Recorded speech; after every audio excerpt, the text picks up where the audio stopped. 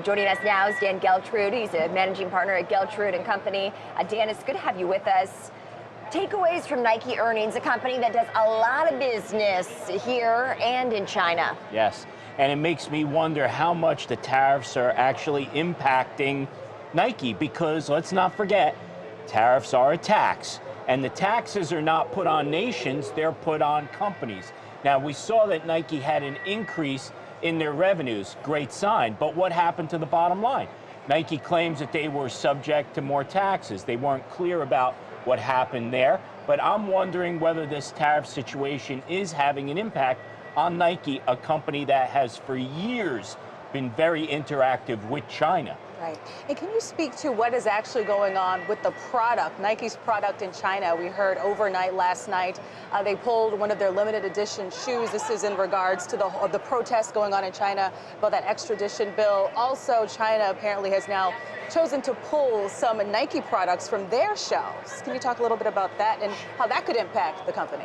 Sure. I think those are signs of the times. Right. It sounds to me very much like what's going on between our two countries, exactly. Right? Seems like there's a tit for tat. Well, you're going to do this, then right. We're going to do that.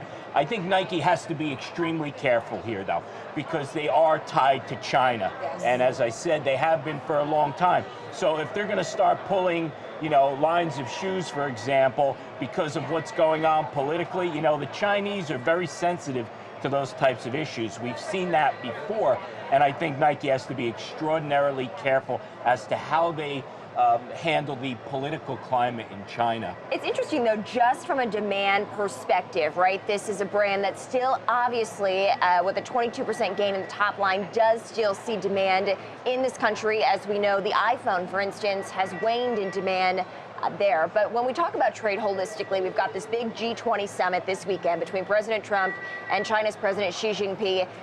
The market's pointing to a 100-point gain on the open for the Dow. What is the expectation as to what real tangible advances might come out of this meeting?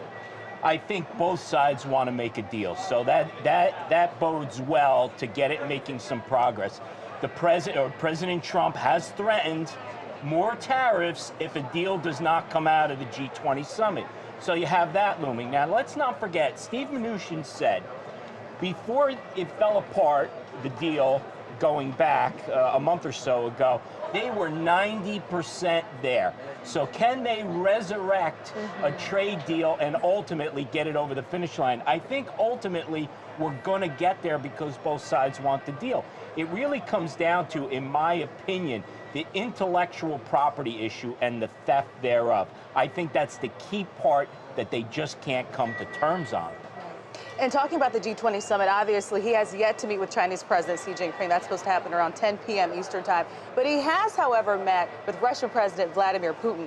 What do you think about his exchange when reporters asked him about election interference, obviously, in 2016, and the president kind of wagged his finger saying, don't interfere in the election to Putin. Not really taking it seriously. That was the perception. What's your takeaway from that exchange? It's a very odd dynamic between President Trump and Putin. And you have to wonder why he takes such a hard line with so many leaders around the world.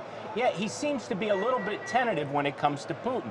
I think only Donald Trump knows the reason why. Now, if you want to give him the benefit of the doubt, he may want to ease up before discussions with Putin, based upon the type of person Putin may be, because he doesn't want to heat things up too much. Although he doesn't take that position with China because he's meeting at the G20 with China, with President Xi, and he's already saying, hey, if we don't get a deal, you're getting more tariffs. Look, one of the other big factors that could move this market is the 2020 presidential election. We got the first Democratic debate series of those ending last night. Are there any candidates that Wall Street likes on the Democratic side? Traditionally, we know Wall Street does lean much more Republican. I think the safe candidate for Wall Street may very well be Joe Biden. I think he's the safe bet. Although I thought his performance last night was weak. I thought Senator Harris really took him to task, and he did not respond well at all. So as far as Wall Street goes, I think they would much rather see a second term for President Trump. Okay,